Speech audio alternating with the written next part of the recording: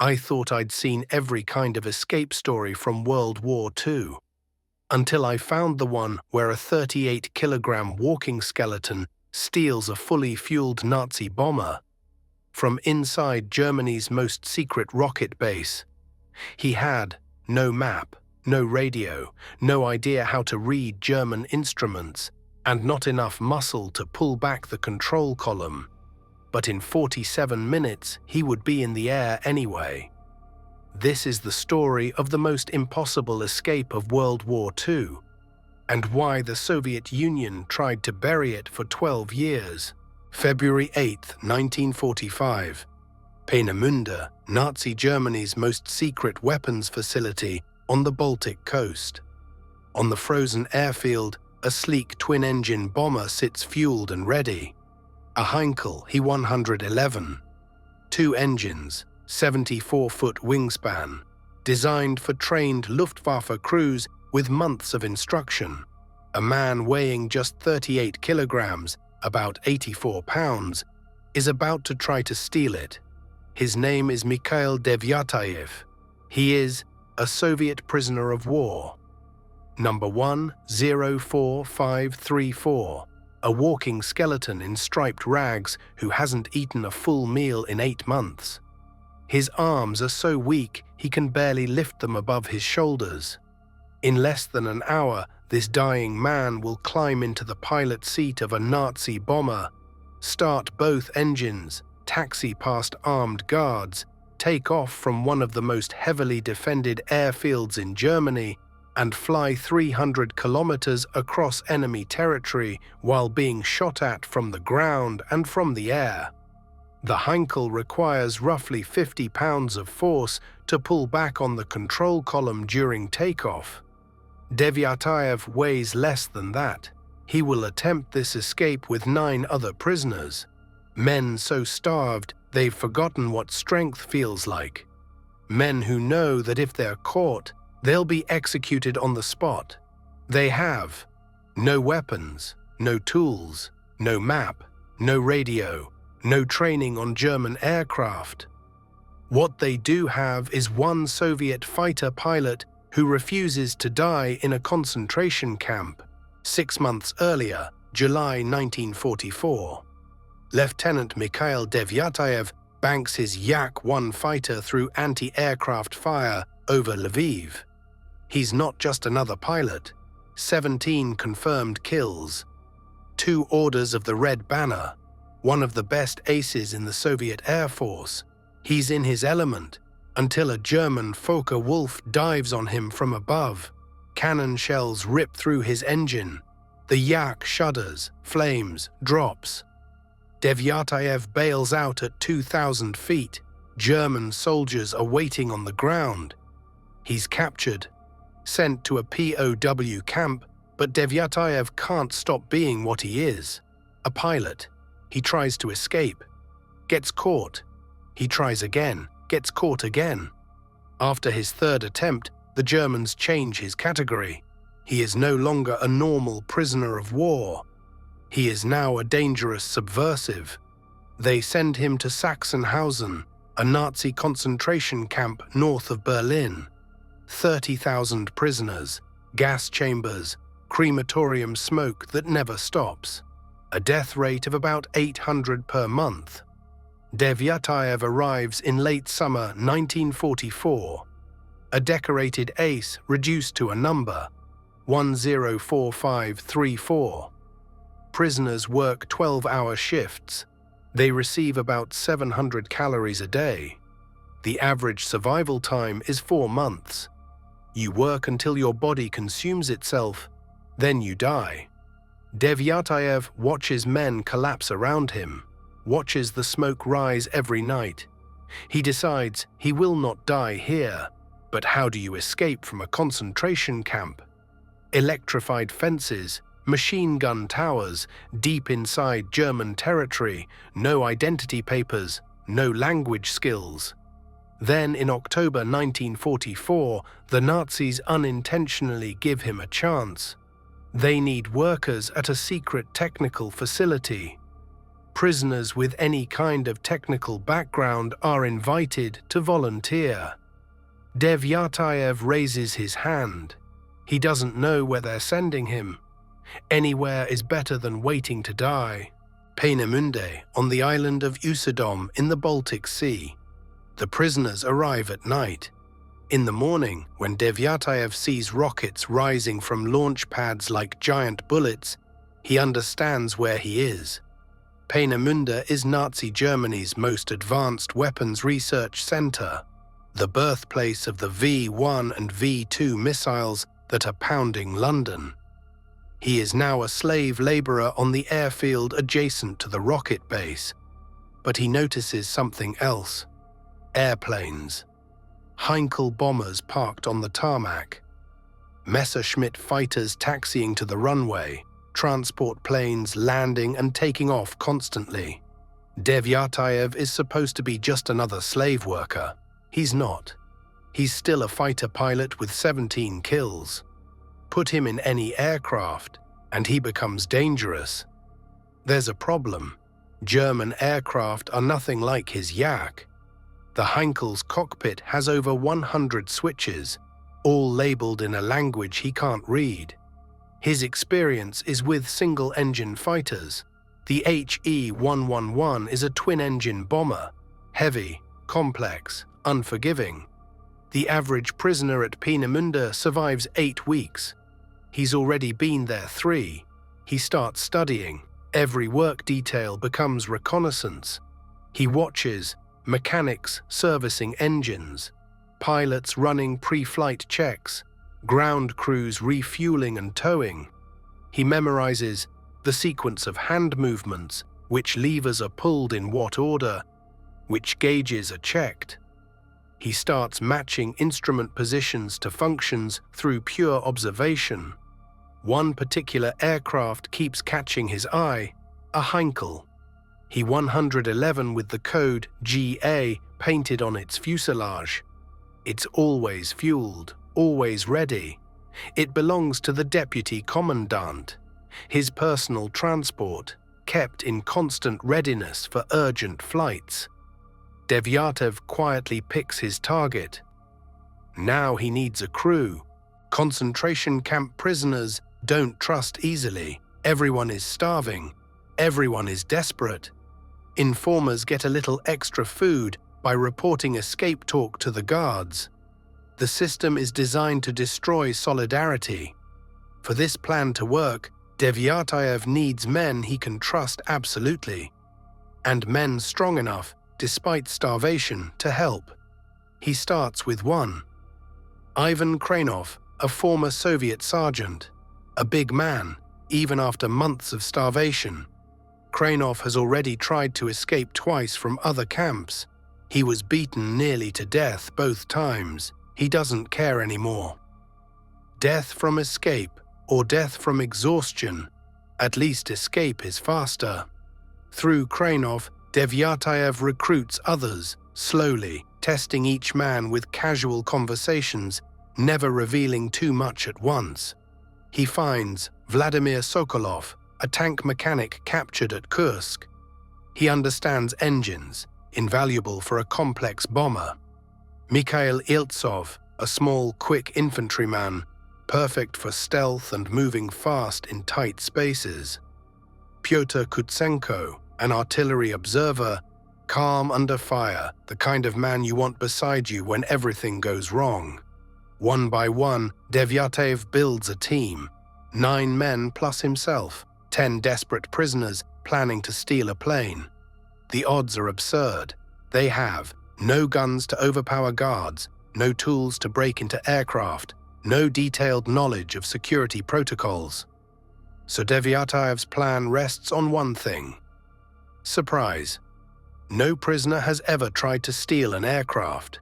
The guards don't defend against impossible attacks. They watch the fences. They watch for tunnels. They don't watch the bombers. The plan, on paper, is brutally simple. Eliminate the guard quietly. Take his uniform. March as a normal work detail across the airfield. 1 guard in uniform, 9 prisoners. Exactly what everyone expects. Reach aircraft GA, overpower any nearby mechanics. Get inside, start the engines, take off before anyone realizes what's happening. Fly 300 kilometers east to the Soviet lines. Every step can fail fatally. March wrong arrow challenged by a real guard.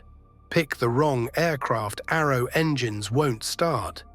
Take too long getting aboard, arrow reinforcements arrive. Fail to start engines, arrow trapped in a metal coffin. Botch the takeoff, arrow crash into the fence. Fly the wrong direction, arrow shot down by Germans or Soviets. 10 steps to freedom. Each one can kill all 10. Devyataev explains the odds honestly. They are probably going to die, but if they do nothing, they will definitely die. Every man agrees. They set the date, February 8, 1945. February 8, 1945. 11:30 a.m. Light snow falls on Peenemünde. Visibility is low. Perfect cover. Devyataev's group is assigned to runway maintenance. 10 prisoners. 1 guard. They've had this detail for weeks. It looks routine. The guard is new, young. He doesn't know their faces, doesn't watch them closely. Perfect. They work slowly, gathering tools, shifting position along the runway, waiting. Kranov is the strongest. At 12:15, the guard steps down into a drainage ditch to relieve himself. Out of sight of the watchtowers, alone with 10 prisoners, 30 seconds. Kranov moves, a shovel rises, falls. The guard crumples without a sound. They strip his uniform at speed. Ivan Kranov pulls it on. It's too tight across his shoulders, but in this snow from a distance it will pass. Now they look exactly like what everyone expects. A work detail with a guard escort. Kranov barks orders in rough German. The other 9 fall into line. They march toward the aircraft area, hearts pounding, eyes fixed forward. Every step brings them closer, either to freedom or to a bullet.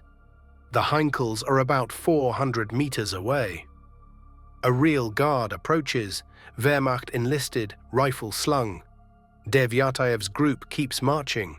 Kranov shouts something guttural and vague in German. Wrong accent. The real guard frowns. Maybe he's a foreign volunteer, maybe Luftwaffe ground crew. Peenemünde is full of non-German personnel.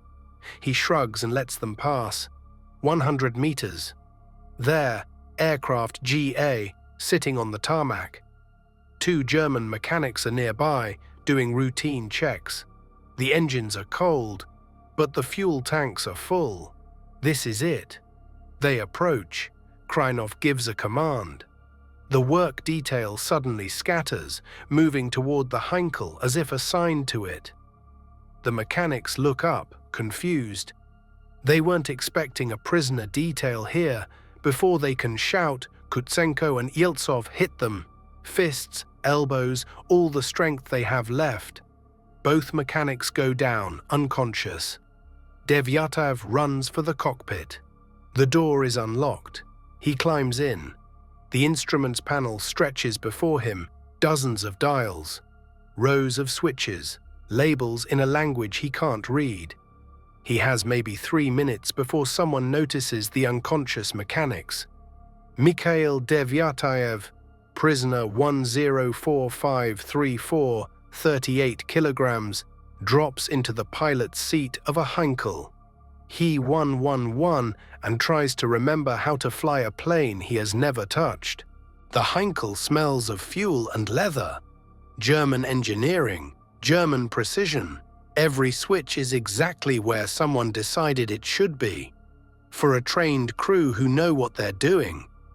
Devyataev has only what he's seen at a distance, the sequence of hand motions, the order in which pilots touch things, which levers they move.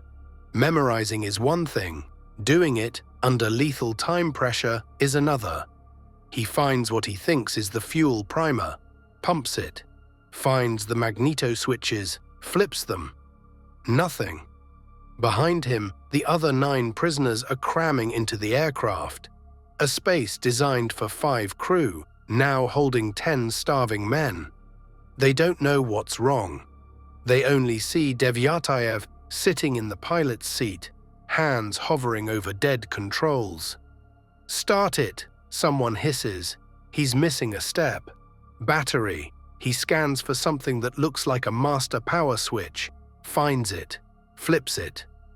Instrument lights flicker on. Now he hits the ignition again. The left engine coughs, sputters, catches, propeller spinning. He repeats the sequence on the right: fuel, ignition. The second engine roars to life, both engines running. They're not out yet. Devyataev has never taxied a twin-engine aircraft. Steering on the ground isn't done with the joystick. It's done with differential braking. Left brake to turn left, right brake to turn right. Get it wrong and you spin. Get it really wrong and you flip the bomber. He releases the brakes. The Heinkel begins to roll. Too fast, he's headed toward another parked aircraft. He stamps on the left brake. The bomber lurches, skids sideways, almost tips. Prisoners in the back slam against the fuselage. Grunts, curses. He eases off, feels for balance. Gentle stabs on left and right brakes, nudging the nose onto the taxiway. Behind them, someone has finally noticed. Shouts in German. An alarm bell. They're about 500 meters from the runway threshold. A truck bursts from behind a hangar loaded with soldiers racing straight for them. The truck is gaining. If it reaches them before takeoff, it can ram the bomber. Soldiers can shoot through cockpit glass or shoot the tires and force them off the runway. 200 meters. Devyataev swings the Heinkel around, nose aligning with the runway center line.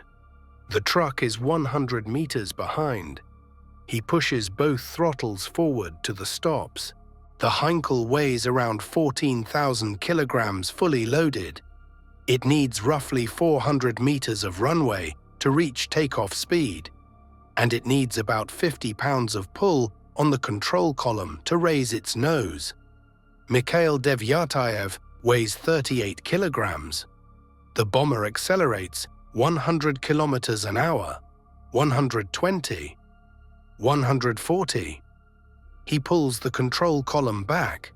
Nothing. It doesn't move. 8 months of starvation have burned his muscles away. He simply doesn't have the strength to rotate the aircraft. Behind them, the truck has reached the runway. Soldiers jump out, rifles come up. If the Heinkel doesn't lift off in the next 10 seconds, it will blast through the perimeter fence or pile into the trees beyond. Devyataev screams for help.